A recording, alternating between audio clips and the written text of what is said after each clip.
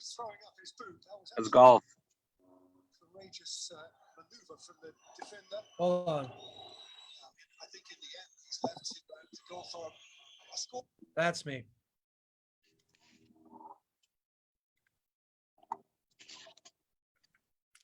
All right, we're live, gentlemen. So let's start out with introductions today, and then we'll get going. Go ahead, Marco, start us off. Thanks, James. Yeah, Marco Monteblanco, the president of the Washington State Fraternal Order Police. Glad to be here today. Brian, you're next on my screen. Go ahead, buddy. All right, Brian Banner, Chairman of Trustees, Washington State FOP. Daniel, go ahead. Hi, Daniel Estrada, Spokane PD on the Legislative Committee with Holt. Right on. Jeff? Jeff and I, State Treasurer. And Alan? Alan Harvey, FOP, Washington State FOP, legal counsel, general counsel. Okay. And my name is James Shrimpshire. I'm the West Side Vice President and Legislative Chair. And with that, Michael, go ahead, take it away. Well, as the saying goes, good morning, everybody. We are in the, today is the 41st legislative day of a 60-day session. So it's kind of crazy to think there's only about 19 days left in the session. As I've mentioned on previous calls, where we are right now in the process is the opposite bodies are considering policy bills from their cohorts across the rotunda. And that cutoff comes this coming Thursday. So policy bills have to be out of the opposite body by next Thursday. And then there's about a 4-day lag. And in that 4 days, the budget committees will, having considered, probably spend a lot of time executing bills out from the budget committees that are necessary to implement the budget and necessary to implement policies that were referred to them by the policy committees. With regard to budgets, just in the process where we are today, the House and the Senate majorities, Democrats will release their budgets early next week, and those are the operating budgets. And then the capital and supplemental transportation budgets will follow. I've heard that the operating budget may be a little bit behind. Typically it goes operating and then capital and transportation, but there might be a capital or transportation budget or two that beats one of the operating budgets. But I've heard on Monday the operating budgets are supposed to come out. After I get done going through the bills, I'll go through the calendar for this coming week. There's a lot going on in law and justice and public safety committees for sure. But I'll start with kind of the easy ones, and those are the pension bills that were put forward by the Left 2 board or recommended by the Left 2 board. And those are House Bill 1701, 5652. And those are the big benefit improvement account pieces of legislation that are moving through.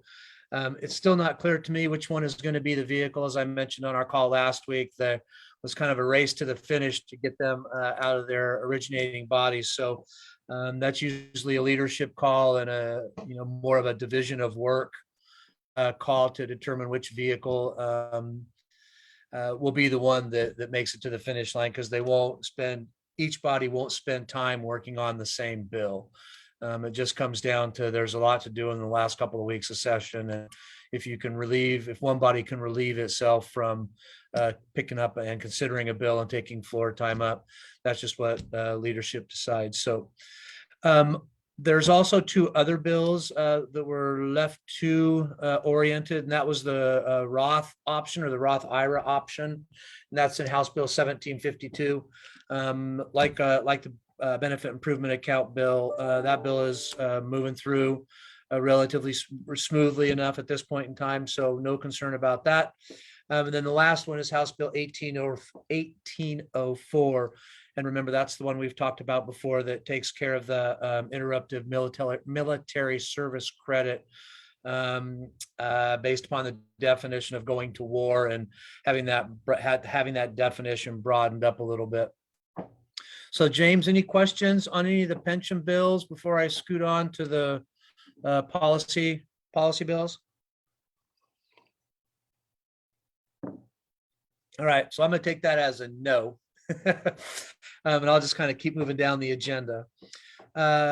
We've talked a lot on these calls about House Bill 1719 and 1735.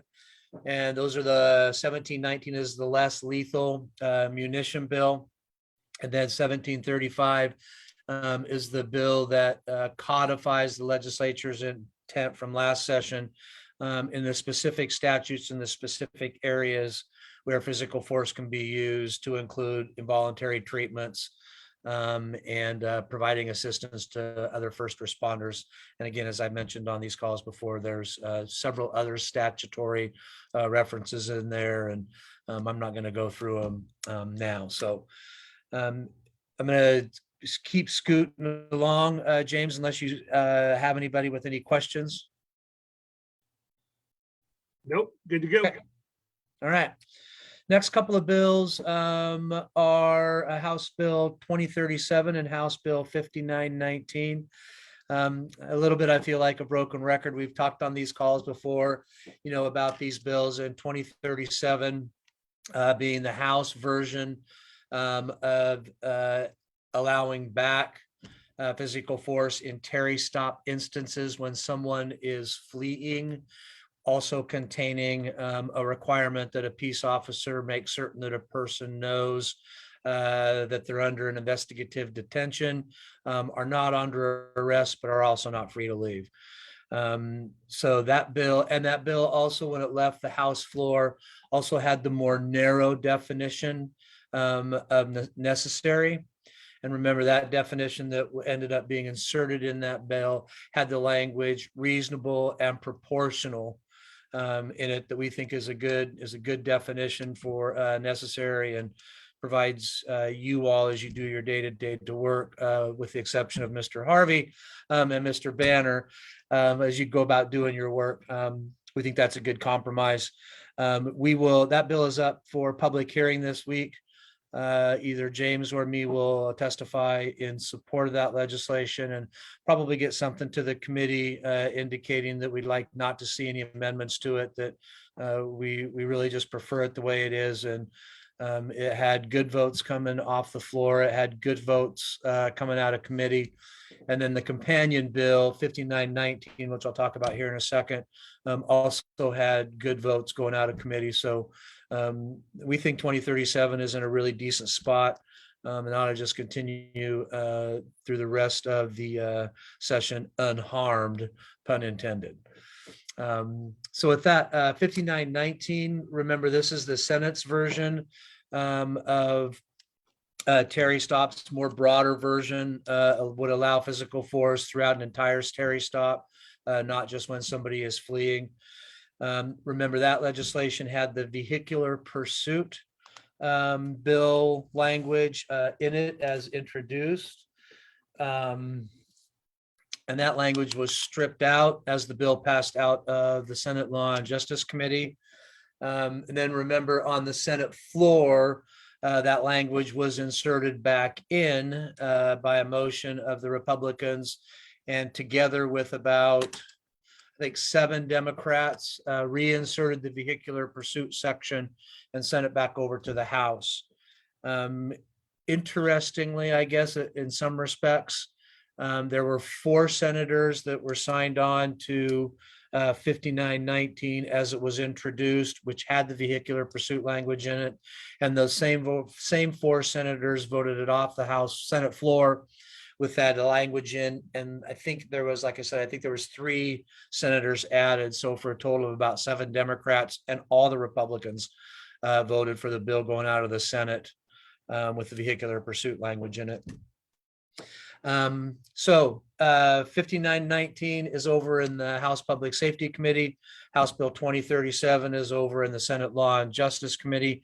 And they're both up for public hearing this coming week. 5919, because it had the vehicular pursuit language in it, we feel or felt like it had a tougher row to hoe over in the House, mainly because there's a little bit more of a progressive member presence in the House Democratic Caucus. And that just drives those decisions to a little bit more left of center. So we kind of felt like, that there's probably not a really good chance for the vehicular pursuit bill, portion of that bill, to move through the House. Having said all of that, House Bill 5919 is scheduled for public hearing this coming week. And we understand, and I think there's an amendment up that will basically amend onto that bill, onto 5919, the very skinny down version of House Bill 1788, which was the vehicular pursuit bill that's passed out of the House Public Safety Committee last week.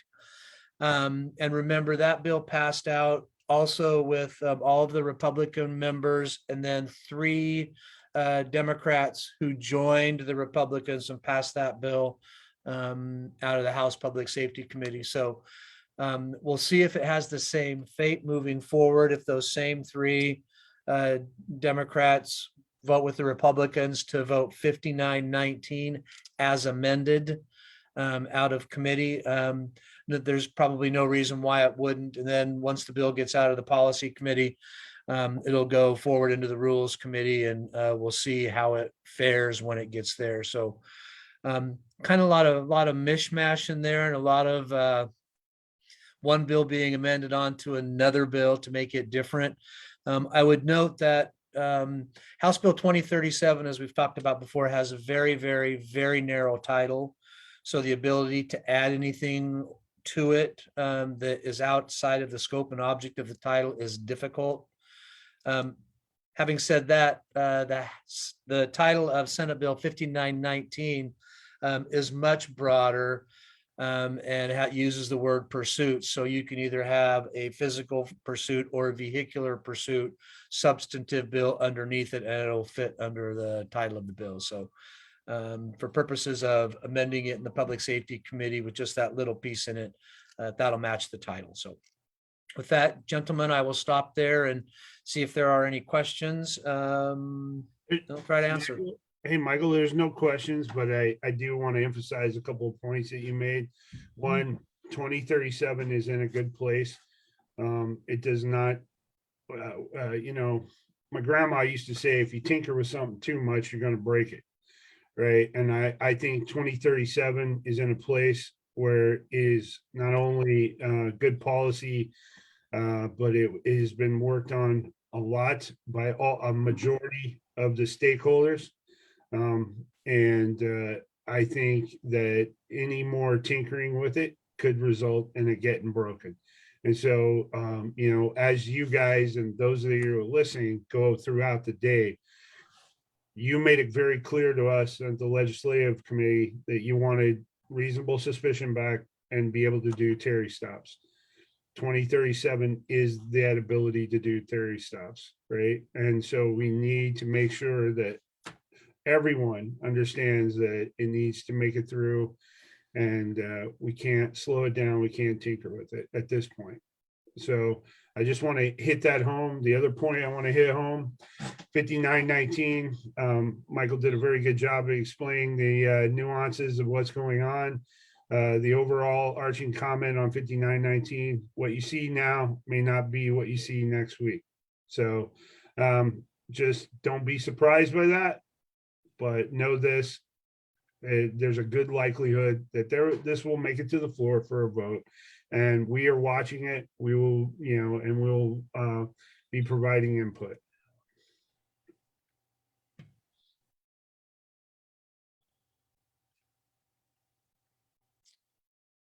Any other questions there on 5919, James, or finer points, as it were? Oop. All good? Oh, you're on mute. Okay. All good. Sorry, sir. No worries. All right. Bills that didn't make cutoff.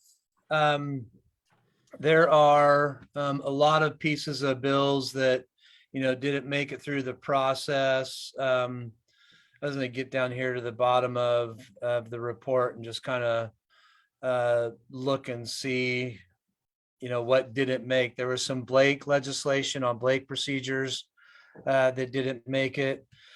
Senator Gildon's bill 5619, as it relates to prosecutorial reporting that we've talked about, that we supported, also didn't make it through. Some bills about law enforcement officer assaults and traffic stops didn't make it through.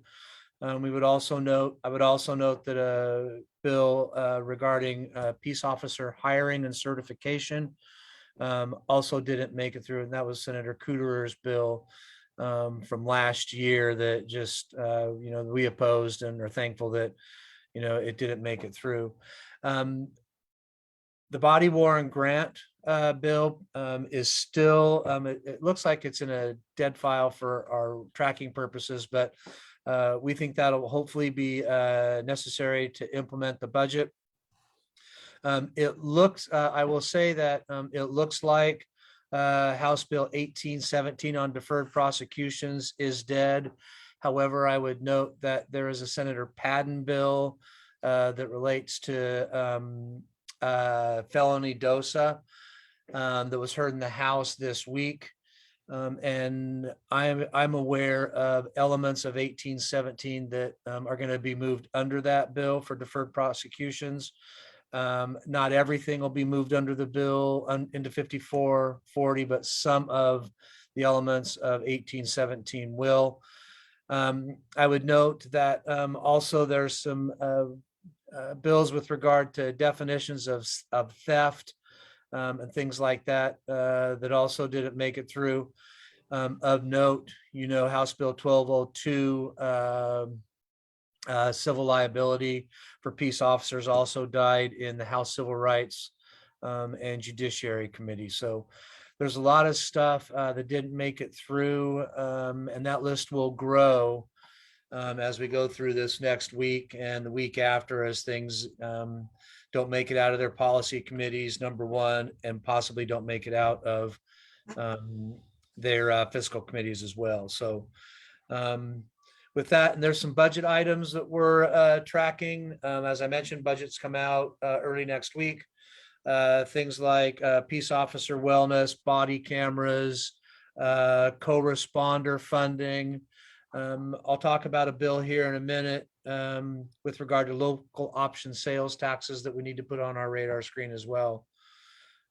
So once the budgets come out, we'll have a much better, and remember, both the House and the Senate budgets will probably be a lot of same, but they'll also should be a little bit different. The governor does his or her bill, and then the bodies get the chance to sort of put their stamp on the policies that the particular body deems appropriate. So really, at the end of the day, you've got a governor's budget, a House Democrat budget, and a Senate Democratic budget. And then the trick and the key is to make all three of those meld together to the extent the three entities or the three legs of the stool deem appropriate. So next bill that's on our list is House Senate Bill 5555. And remember, this is the bill that provides some training and certification for folks in the PSAPs and the 911 operators. So that's a bill that James testified in support of last week. Really great job testifying, and there's a lot of 911 operators and folks that testified, and we got James signed up more towards the end, and it was really just a really nice close with a law enforcement group coming on the back end of that, and talking about how those 911 operators are a part of the system and are very important. So that was cool. Couple of bills that aren't on the agenda that I want to mention. One is Senate Bill 5927. And that's a bill that allows for a special allegation in a robbery of a cannabis facility. And for our folks who are doing corrections stuff, this is a Senator Padden bill and is basically an enhancement in sentencing. And something I'd like us to be just in support of next Tuesday when it comes up, just to sign in and say we would support something like that. So we're a little bit late to the party on that one, but I hope our support would be helpful to help the bill move through the rest of the process. And the last one I want to mention that I'm just going to put on our radar screen, and not necessarily for taking a position, but it's Senate Bill 5841. And this was a bill that was introduced and co-sponsored by the entire Republican caucus in the Senate. And it's a bill that authorizes an additional local option sales and use tax of 0.1% for criminal justice purposes. So you all may be in counties that already impose this sales tax. And so this would be in addition to that authority. So it's being heard next week on Tuesday, I think. And again, nothing I think we want to get support of, but certainly, James, we can talk about that on a Tuesday meeting. But it is something that for counties would be another opportunity for them to do some funding for local criminal justice purposes. I personally think it's good public policy, mainly because, local jurisdictions by Initiative 695 years ago had their taxation increase limited to 1%, excluding revaluations and new valuations. And for cities and counties as budgets, that makes it hard even to keep up with inflation. And if you don't have a lot of growth, that dollar just doesn't go as far. So I think this is an appropriate way to give local jurisdictions, at least the local authority, to propose to their citizens whether or not they'd like to do an additional 0.1% sales and use tax for criminal justice purposes. So that would trickle down to municipalities, right? yeah, and typically is what they have is the way it goes. And I haven't looked into the details of the bill, but typically it's if a large city within a county does it, then and I forget the population, mix, then when a county does it, it goes to every jurisdiction except the big city or big cities. But I'd have to dive into the details. But if it follows kind of that tradition, then the short answer is yes. And it sounds like it's set up similar to REIT. So the county collects your real estate tax, and then the real estate tax, and then it's divvied down to the local municipalities, except the jurisdictions that collect it directly. Yeah, but I think, James, it's the larger jurisdictions. It's not. I don't know that every jurisdiction can do it.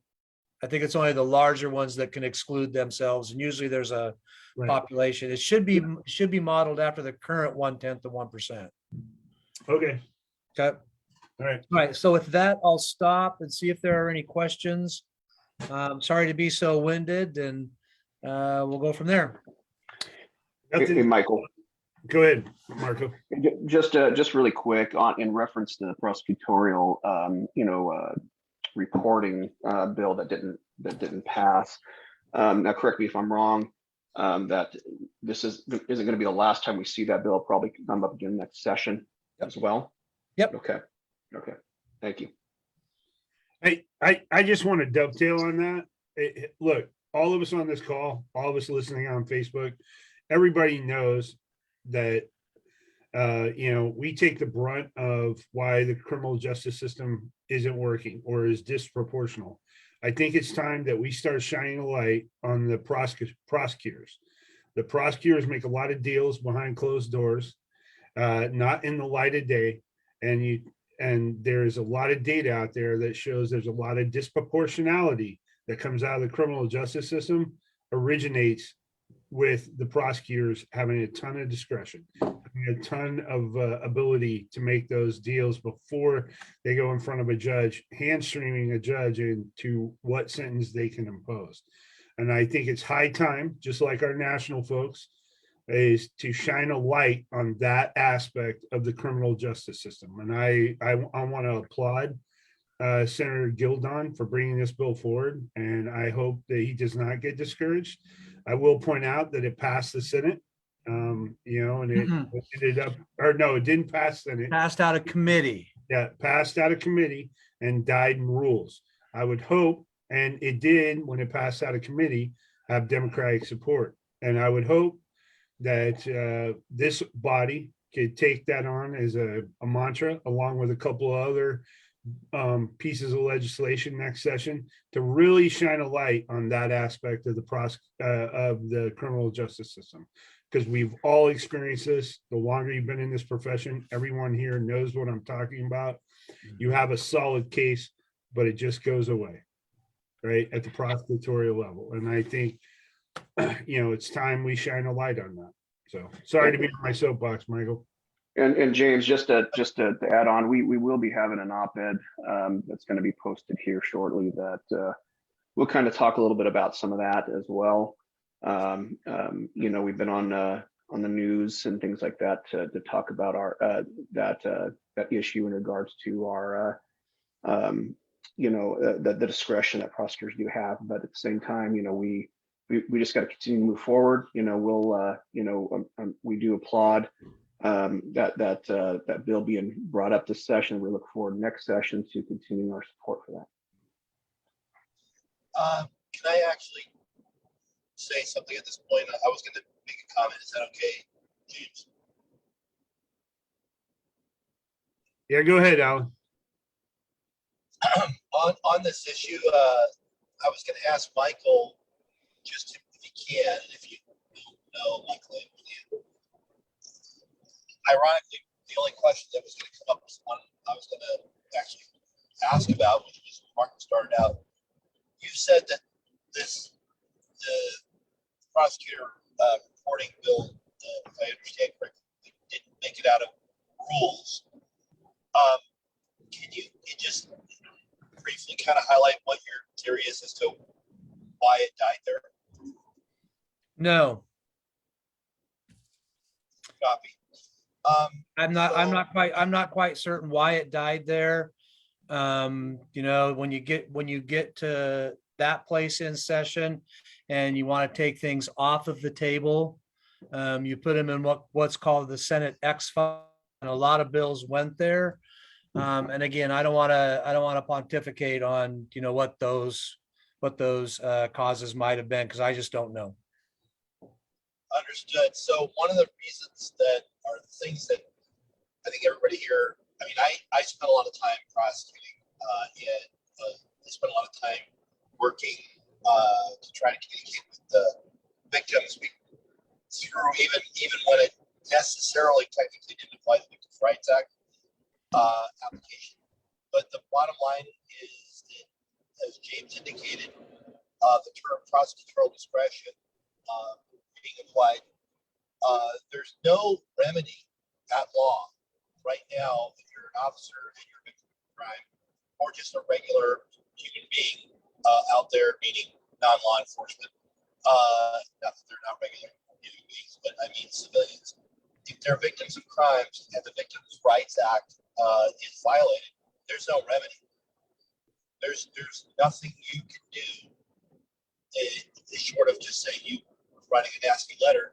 It's a law that has no teeth, and there's a ton of laws now that have a huge amount of teeth regarding law enforcement accountability.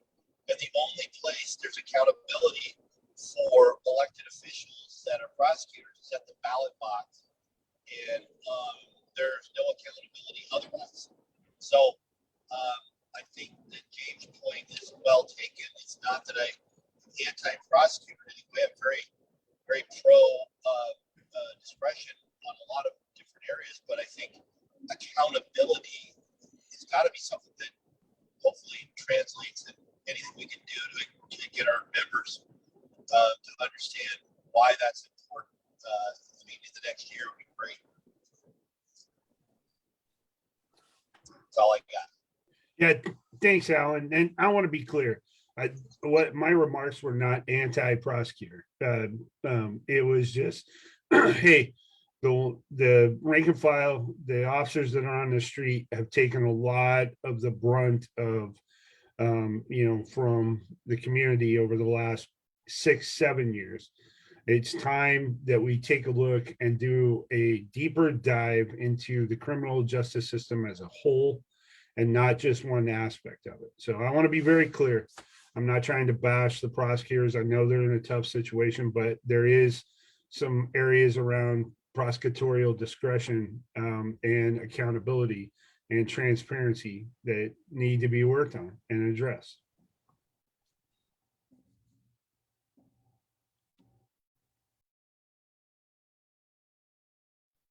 All right, anything else on that? On those items? I think we beat that one up. I think so too. All right, so now we're at the Q&A part. Marco or James, will turn it back over to you. And if not, we can go to closing remarks or the good of the order. So there's nothing on Facebook. Does anybody on the panel have any questions? Concerns? Okay. Daniel, you went off mute. You got something? Oh, no, I was just saying, no, nothing over here. Okay. All right. So let's go around the horn. Final thoughts. Marco. Thanks again, James, Michael, for another informative Saturday meeting. There's I think we're in a very good place. Obviously we have a lot of professionals on here that take a lot of time to really try to advocate and do what they can for our profession and for turnover police out in Olympia and quite frankly throughout this country as well. So I do applaud everyone who takes the time to do that. It's not easy, and it is definitely something that is a lot of sleepless nights, but it's worth it in the end to make sure that we have a clear path on how to do our jobs safely and effectively. So I do appreciate everybody's time and effort continuing down this process. Thanks, Marco. Brian, got any closing thoughts? Just thanks for to Michael, you and the rest of the Ledge committee for all your hard work on this. Appreciate it. All right, Daniel, got any closing thoughts? No, sir, not at the moment. Okay, next up is Jeff. You got anything? Sure. Thank you for your guys' hard work. All right. During the thing, we were joined by Holt from Spokane and the illustrious Jack Symington. So Holt, you got anything to add? No, I think I'm good. Thank you for the updated information on these bills. Jack, how about you? Yeah, I'm like Brian. I'm sitting here in the sunshine, and I hope it's not too cold where you guys are at, but it's really damn nice down here. Hey, I got 5 fingers. One's for you, Jack. You can figure out which one. So You must be hitchhiking today then. so Hey, James, I did not go through the calendar. I don't know if you want me to just pop through the calendar really quick. yeah, go ahead. So there's a lot of bills up for hearing next week that James or me or Marco are going to testify on. The pension bills are coming up. There's several bills that I mentioned that we're going to sign up in favor of for sure. 5927, 5644. And then we'll testify on 2037, which is up Tuesday. Watch it when it gets execed out Thursday. And same thing on 5919. We won't testify or do anything on it as we've talked about, but it is going to be publicly heard on Tuesday. And then if the votes are there, moved out on Thursday. Yeah, thanks. All right, Alan, you got any closing remarks?